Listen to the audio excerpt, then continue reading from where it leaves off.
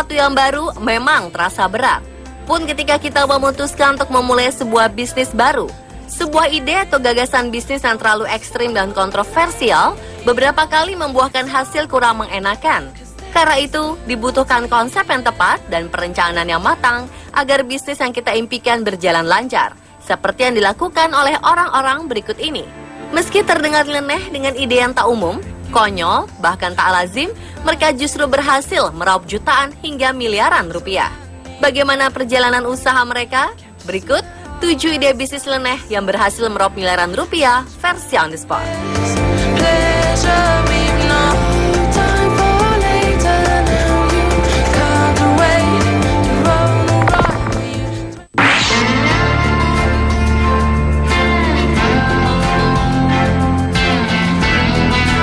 Ada berbagai hal bisa dilakukan dengan kentang.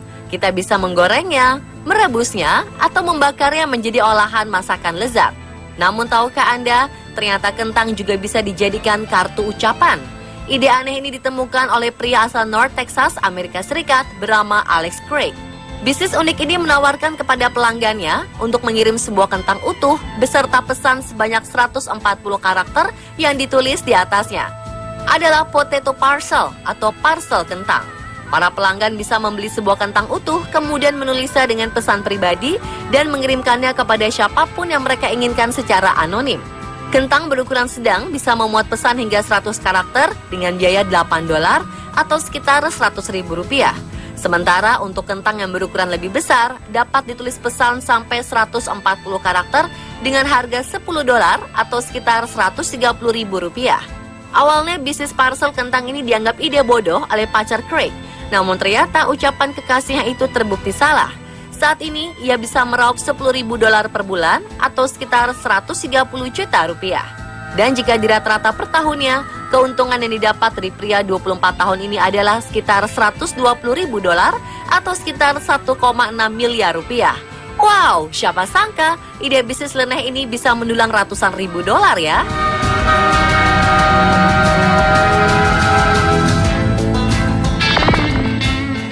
Got to love ya, got to love ya, yeah, got to love ya, got to love ya, got to love ya. Tak banyak orang yang sempat memikirkan jika surat izin bisa menjadi sebuah bisnis. Dan sebuah blog di Amerika Serikat menawarkan jasa pembuatan surat izin tidak masuk kerja bagi karyawan dan tidak masuk sekolah bagi pelajar. Adalah John Liddell dan Dar Waterhouse yang membuat Excuse Absence Network. Ide ini bermula ketika keduanya sering melihat beberapa karyawan menulis surat dokter palsu agar bisa bolos kerja.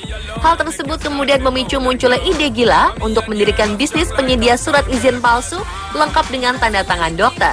Setiap surat izin dokter yang dikeluarkan dihargai $25 atau sekitar Rp330.000.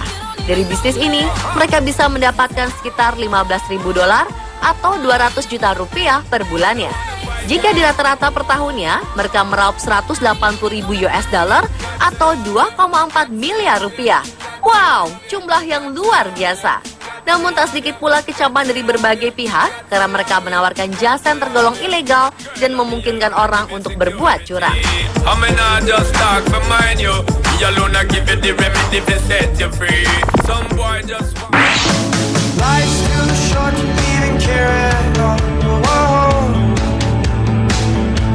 Ketika seseorang merasa sedih dan sedang berada di titik terendah, sebagian orang membutuhkan sebuah pelukan untuk menenangkannya. Hal inilah yang menjadi sebuah ide nyeleneh bagi Samantha Hess yang memulai bisnis yang tak lazim bernama Cuddle Up To Me yang berlokasi di Portland, Oregon, Amerika Serikat. Bisnis ini menawarkan jasa pemeluk profesional kepada pelanggan yang membutuhkannya dengan biaya $1 atau Rp13.000 per menitnya. Jasa ini terdiri dari 2 macam layanan. Satu sesi yang berlangsung selama 15 menit atau 1 jam. Ada 4 orang pemeluk profesional yang bisa dipilih pelanggan termasuk Samantha. Bisnis Samantha dan rekan-rekannya murni menawarkan cinta keluarga, bukan layanan berbau prostitusi.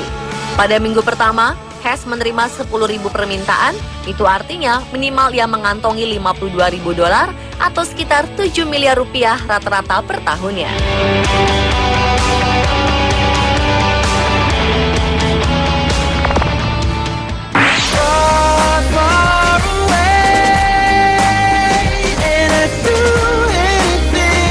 Ketika Alex Craig menemukan ide mengirimkan kartu ucapan lewat sebuah kentang, Michelle Sipol-Kaputska menemukan ide aneh dengan bola sebagai kartu ucapannya. Ide ini bermula ketika Michelle melihat sekeranjang bola di sebuah toko dan menuliskan "Have a ball with your new baby" dan dikirimkan kepada rekannya yang baru saja mempunyai bayi. Hal ini diikuti pula oleh sang adik Melissa yang mengirimkan bola-bola ucapan ke sejumlah temannya. Mereka mulai menyadari bahwa ide konyol tersebut tengah menuju ke sebuah bisnis. Dan pada 2003 lalu, mereka membuat sebuah situs dan membuka toko yang mereka beri nama Send a Ball. Kini perusahaan tersebut memiliki omset hingga $1 juta atau sekitar 13 miliar rupiah per tahunnya. Now it's too late, and now she's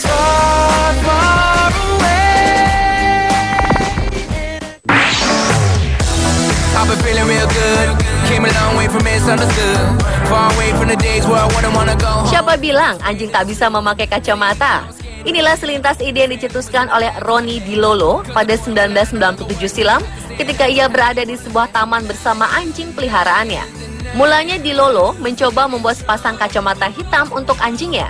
Dimulai dengan kacamata bertali, kemudian di akhirnya merogoh tabungan untuk merancang model berbeda yang disesuaikan dengan wajah anjing. Disinilah muncul produk dengan nama Doggles yang kemudian menjadi bisnis yang menguntungkan. Bayangkan saja, perusahaan yang ia buat ini mampu meraup penjualan rata-rata $3 juta atau sekitar 39 miliar rupiah per tahunnya.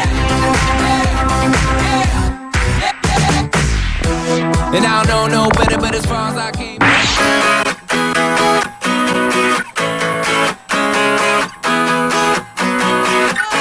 Di Amerika Serikat ada sebuah tradisi Thanksgiving di mana para keluarga akan berkumpul dan merayakannya dengan cara memakan hidangan kalkun. Pada kalkun terdapat dua bagian tulang yang disebut wishbone atau tulang permohonan. Menurut kepercayaan, siapa yang berhasil mendapat tulang itu bisa memanjatkan mimpinya sampai terkabul. Tetapi karena dalam satu kalkun hanya ada dua wishbone, tulang ini selalu menjadi rebutan. Gara-gara hal itulah, Ken Ahronai mempunyai ide gila untuk menciptakan wishbone palsu dari plastik. Ia kemudian mendirikan Lucky Breaks yang menawarkan wishbone buatan yang tampak seperti tulang kalkun asli. Tak ayal, bisnisnya disambut positif oleh warga Amerika Serikat. Sampai sekarang, perusahaannya bisa memproduksi 30.000 wishbone tiap harinya. Hasil penjualan mereka ditaksir mencapai $2,5 juta atau sekitar 33 miliar rupiah tiap tahunnya.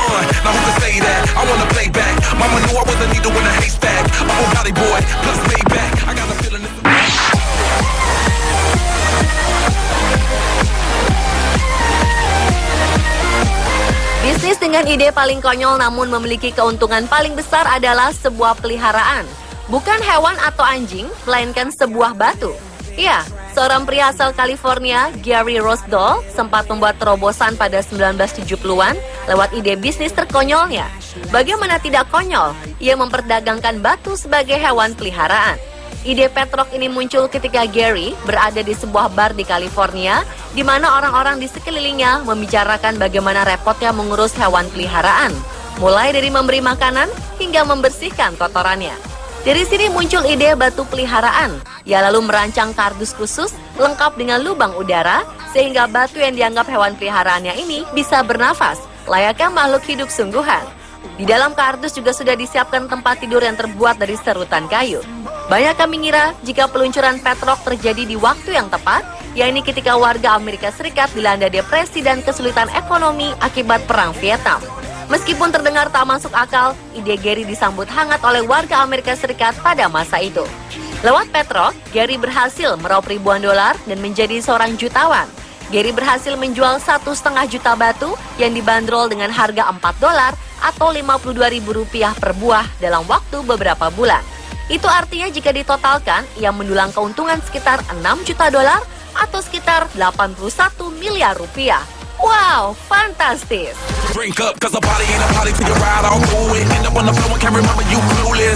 Nah pemirsa, itulah tadi 7 ide bisnis leneh yang berhasil meraup miliaran rupiah, versi on the spot. Tidak ada yang tidak mungkin di dunia ini. Jika Anda memiliki sebuah mimpi dan Anda yakin untuk meraihnya, maka kejarlah. Karena dengan perencanaan dan langkah yang tepat, mimpi adalah suatu hal yang nyata.